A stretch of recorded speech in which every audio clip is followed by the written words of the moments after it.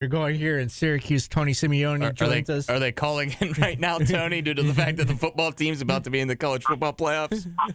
I think the best thing right now for everybody at Notre Dame is the fact that Notre Dame's in the college football playoff. It gives us something exciting to look forward to here in a couple of weeks. It should be really fun. All right, Tony, before we get into basketball. Yeah, Paulie's been waiting to ask this question. I've been waiting for a year on this. The last time we had you on, you were not calling the Syracuse-Notre Dame basketball game because you were calling fencing, and I need to know who won the college. Notre Dame, who I believe are now 12-time NCAA champions in fencing, they got pushed as far as they ever have in the ACC fencing championships. Now, if you want to sound real on top of your fencing, you can point out that they didn't have a full boat because a lot of their fencers were getting ready for the Olympics, which, of course, were the following summer. Yeah, it does. And so it went to a fence-off. They had to, at least on the women's side, the women had to go all the way to a fence-off, but they did win. So they ultimately swept. Notre Dame won, as they have, I think, now every year that I've called the ACC fencing championships for ESPN. But it was close. It was exciting. It was in South Bend. It was a really fun event. I think you'd be surprised at how intense it got down the stretch. How many ACC teams are there? There are only 4. Although there's now a fifth. I was going to say with Stanford has joined the conference. Yeah, I believe Stanford's very good. So the only thing that's going to really complicate is where the ACC championship is held every year, because it would rotate BC, North Carolina, Duke, and Notre Dame. Those are at least somewhat regionally similar. They're going to have to get a lot of people out to Stanford every year that they host down the road. It'll be interesting. 2 teams going at it that don't have a full boat this Saturday. It looks like 2 good players out. What do you make of this matchup, Notre Dame-Syracuse? Yeah, I mean, it's a bummer, like you said, with the injuries that we're not going to see what I think would have been an awesome matchup in Marcus Burton and, of course, J.J. Starling, who we're familiar with here. I think it's great that J.J. was playing as well as he was, being back at Syracuse. And now you're going to see 2 teams that I think, at least what I was saying on the radio the other night, is just in the span of 10 days, maybe even really just 1 week for Notre Dame, their season's kind of been flipped on its head. I think this was a team that I think rightfully believed that they could at least make a run towards the top half of the conference. And you guys were alluding to it right before I came on, the struggles of the conference and the showdown, which isn't going to help them at the end of the year. But I think there were some murmurs that, could you make a run at the top of the conference and maybe make a case for the postseason?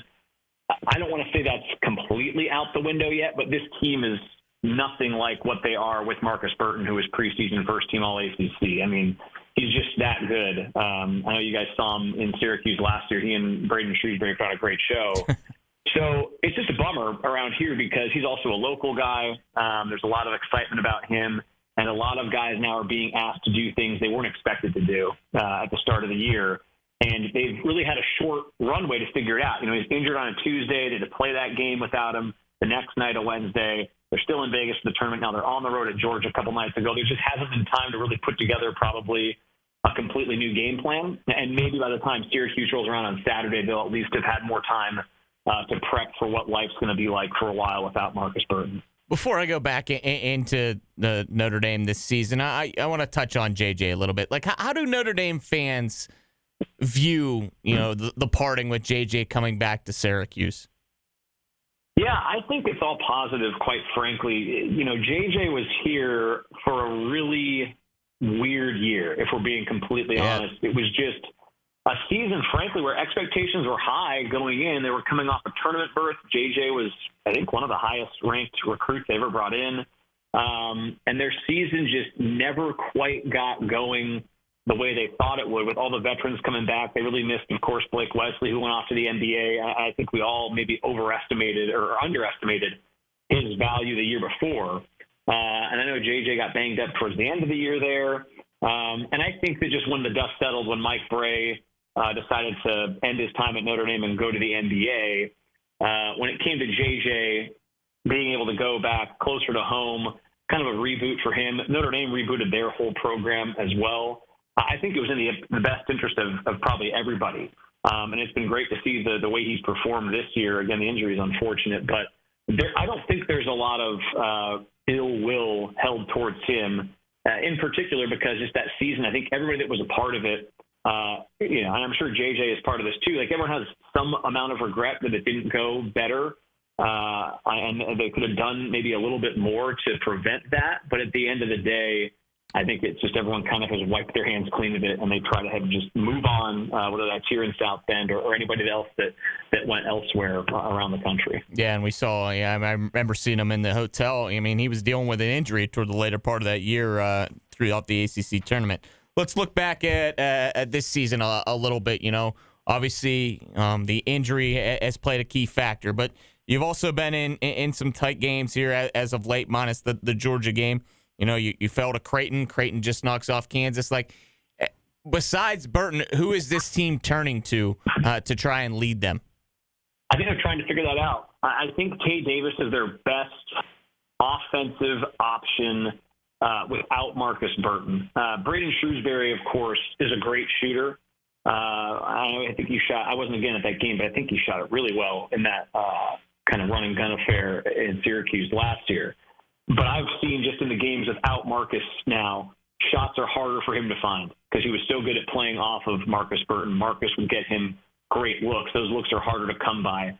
So Tay Davis, who's averaging about 14.5 points per game right now, he's probably their best offensive option. He was playing well with Marcus Burton. So he hasn't seen a dip without Marcus. In fact, I think he may have seen even a slight increase because they had to ask him to do a lot.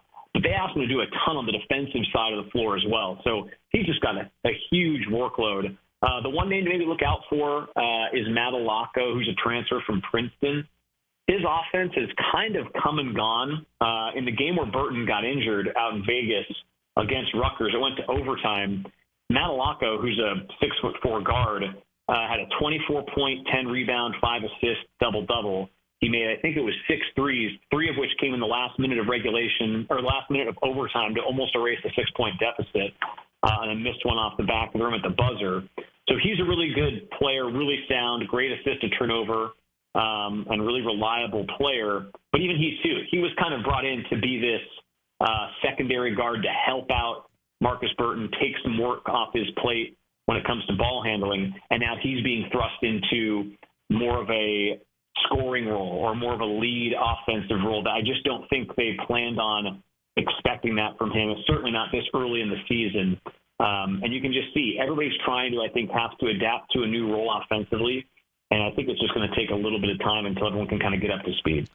Tony, what do you make of what Shrewsbury's been able to do at Notre Dame? It's never easy following up a guy that's been there for a long time.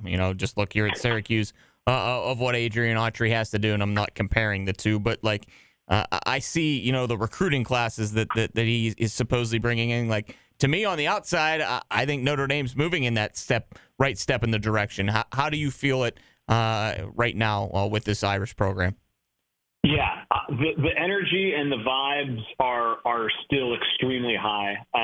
As you alluded to, the recruiting class is still, I believe, the best recruiting class they've ever signed at Notre Dame. Jalen Harrelson, I think, is going to be the highest prospect now they've ever signed. Who's going to come in? So I think conventional wisdom, maybe not inside the program, they expected to compete this year. But most people outside of the program look at Notre Dame, and they probably had next year penciled in as a really high probability year to compete at a high level, depending on what the roster looks like with the guys you bring back, and then all these really talented players coming in. So I don't think that this, and again, it's now a 5-game losing streak they're on, considering it's all happened with their best player out, the mood around the program or the optimism, I don't think has waned in Micah Shrewsbury's second year. I think the thing that stands out to me, and I get the unique opportunity to talk to him before and after most games, is he just has a great command of basketball. Like, the guy is just a basketball junkie. He knows the ins and outs every which way. He knows the landscape really well. So they're in really good hands. Like you said, Mike Brady did a great job here for 2 decades, but he picked up and has this thing going in the direction he wants it to. He had them playing with a great identity last year. The one thing I'll say, they lost by 21 at Georgia a couple nights ago. Everyone got waxed in the ACC except for Clemson and Duke. Everyone got beat up on in the conference, but I'll say this: they didn't go down without a fight. And I know 48 points doesn't look impressive, but you can lose by 21 in different ways. And I think that was a big thing about this team last year when the results weren't there. They were still putting out an effort all 40 minutes, which can be tough when you get into ruts like this. And I think that's what he's done a great job of throughout his time here, is when the results haven't been going their way, this team still shows up and has a high compete level night in and night out. We've seen, in these matchups in the past, kind of low scoring, slug it out, duke it out games. Syracuse hasn't been a very good defensive basketball team this year. That's no secret. How do you see this game playing out? Because, minus that Georgia game, you guys were putting up points, 76 against Creighton. Houston's one of the best defensive teams in the country. You score 54. Mm-hmm. Rutgers, you had 84. How do you see this one shaking out? It's really hard for me to know for sure, because the first 4 games of the year with Marcus Burton, and again, it wasn't against Power 5 teams, they were averaging about 85 points per game. And it's a team that averaged, I think, about 66 last year. They'd really made good strides offensively compared to where they were a year ago. And then, to your point, even despite Marcus going out, they got to 85, albeit in overtime against Rutgers. I think it was 69 at regulation. Houston's a good defensive team, 76 against Creighton without Burton, but then 48 at Georgia the other night. I think watching them now a couple games in a row without Marcus Burton, this is just my opinion. I don't know what they're going to decide to do in that locker room. I would be trying to win games that are low scoring, just because I think the offensive firepower. Marcus Burton was averaging 22 points per game. I just don't think any team can expect to replace that overnight. And I think this team has a defensive DNA from last year. They have a system that Micah Shrewsbury instilled. It was the second best defense behind Virginia last year in points per game in the conference. I think their path to winning is trying to beat teams in the 60s, at least while he's out.